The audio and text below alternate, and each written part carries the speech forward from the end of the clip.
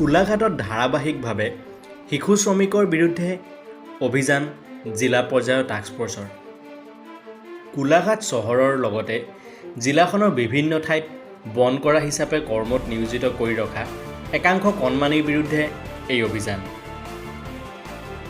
এইবাৰ গোলাঘাটৰ চানমাৰীৰ এখন পিটনিৰ পৰা উদ্ধাৰ হয় এটি কণমানি। এই কণমানিজনীক পিটনিত লুকুৱাই ৰাখিছিল গৃহস্থই।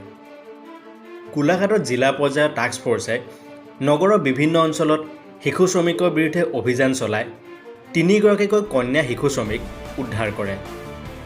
নগৰখনৰ বিভিন্ন অঞ্চলত অভিযান চলায় টাস্ক ফৰ্চে। নগৰৰ চানমাৰীৰ পৰা গৃহস্থ নিৰ্যাতনৰ বলি হোৱা এগৰাকী কণমানিক উদ্ধাৰ কৰে অভিযানকাৰী দলটোৱে। চানমাৰী গিৰিজ গগৈ ঘৰত বন কৰা ছোৱালী হিচাপে নিয়োজিত থকা এজনী কণমানিক পিটনিৰ পৰা উদ্ধাৰ কৰিবলৈ সক্ষম হয়। টাস্ক ফৰ্চৰ অভিযানৰ কথা গম পাই কণমানিজনীক পিটনিৰ দিশে পলাই যাবলৈ নিৰ্দেশ দিছিল গৃহস্থই। অভিযানকাৰী দলটোৱে পিটনিৰ পৰা কণমানিজনীক উদ্ধাৰ কৰে। ইয়াৰ পিছতে নিৰ্লজ্জভাৱে সাংবাদিকক গা এৰা মন্তব্য দিয়ে গিৰিজ গগৈৰ পৰিয়ালে। উল্লেখযোগ্য যে গোলাঘাট আৰক্ষীৰ সহযোগত সহকাৰী শ্ৰম আয়ুক্ত অপূৰ্ব কুমাৰ দাস, জিলা শিশু সুৰক্ষা গোটৰ প্ৰণামী দত্ত শইকীয়া, ৰুলি ঠেঙাল, PLV প্ৰিয়া দত্ত আৰু জিলা ন্যায়িক সেৱা বিষয়া নাৰায়ণ কুৰিয়ে এই অভিযান চলায়।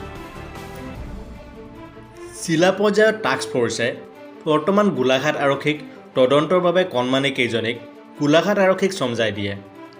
তদন্ত সমাপ্তৰ পিছতে শিশুগৃহলৈ প্ৰেৰণ কৰা হ'ব কণমানিকেইটাক।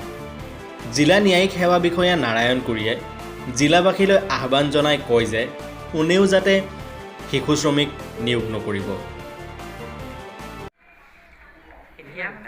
মাজে মাজে আহে, মাজে মাজে যায়। আপোনালোকে ক'বহে লাগিছে আইন আহিছে, মই যে বিচাৰি নাপাওঁ সেইকাৰণে কৰিলোঁ। লিগেল চাৰ্ভিচেছৰ মানুহ আহিছে যে আপোনালোকে গম পাইছে নে?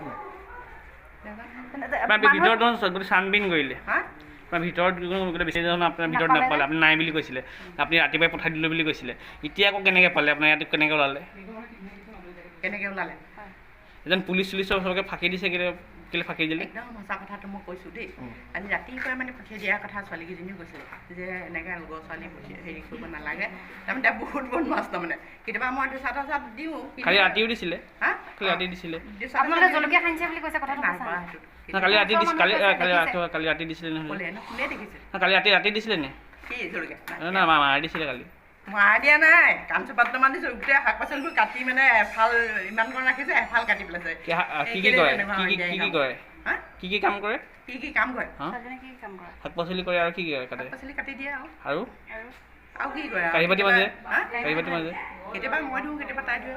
নিজৰ ছোৱালী নিচিনাই আছিলে। মোৰ তাতে সুধিব বুঢ়া বাপে ঘৰত। গোটেই পৰিয়ালটো আমাৰ তাতে। ক'ৰ পৰা আনিছিলে আপুনি? ক'ৰ পৰা আনিছিলে? এহেঁতি ছোৱালীজনী ক'ৰ বাগানতে আছে। কোন জেগা, কোন বাগান? আমাৰ খুমটাই বাগান। নাম কি তাই? তাইৰ নাম ঘৰত মতা নাম হেৰি মিনি। ভোট জলকীয়া লগোৱা কথাটো সঁচা নে? নহয়, মিছা কথা। বয়স কিমান? 11 বছৰমান হৈছে নেকি? ইয়াত দেখা মানুহে কৈছে দেখোন ভোট জলকীয়া সানে বুলি। বাইদেউ কিমান দিনৰ পৰা আছে? আপোনালোকে এবাৰ ফাঁকি দিলে দেখোন, আকৌ ফাঁকি দিছে নেকি? আপোনালোকে সোধকগে, বুঢ়া বাপে ঘৰক সোধকগে। আমি সুধিম কেছ ফাইল হ'ব আপোনালোকৰ ওপৰতো। কি ক'ব আপুনি? এইটো মিছা কথা কৈছে আপোনালোকে। ফাঁকি দিলে কৈছিলে? মিছা কথা কৈছে। খোৱাবলৈ কিতাপলৈ আনিছিলোঁ, বাপেকে দি থৈ গৈছিলে। কিমান দিন হ'ল আমাৰ আপোনালোকে? হেৰি হৈছে 9 মাহমান হৈছে নেকি? আপুনি মাত্ৰ ক'লে যে অকণমান দেৰি পাছত আমি থৈ আহোঁগৈ, আমাৰ কেতিয়াবাহে আহে, আকৌ 9 মাহ হৈছে বুলি কৈছে যে। 9 মাহমান হৈছে। সিহঁতৰ পৰিয়ালটো আমাৰ তাত থকা, সেইটো কৈছোঁ। সিহঁতৰ তাৰপৰা কেতিয়াবা আহে, এই আমাৰ এখেতে কামলৈ যায় নহয় বাগানলৈ। নাম কি আপোনাৰ? কেতিয়াবা আহে, কেতিয়াবা যায়গৈ। আপোনাৰ এখেতৰ নাম কি? গিৰিজ গগৈ। কি বাগানত কৰে? কোন বাগানত? বাগান আছে আমাৰ নিজৰ। ছোৱালীজনীৰ নাম কি? ছোৱালীজনীৰ নাম ঘৰত সেই আমি মিনি বুলিয়ে কওঁ। আপোনাৰ নামটো কি বাইদেউ?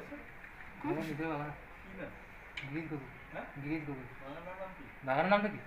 বাগান এই হেৰি ইয়াৰ পৰা অকণমান আগত গৈ পেলাই বালিজান বুলি কয়, সেই ওচৰতে হেৰি আছে, বাগান আছে। আপোনালোকে ককাহঁতৰ ওচৰলৈ যাওক। বালিজান বাগান বুলি নহয়, বালিজান স্কুলৰ ওচৰত। গোলাঘাটৰ পৰা জয়প্ৰসাদ গুপ্তা ৰিপৰ্ট, NES 24/7 লাইভ।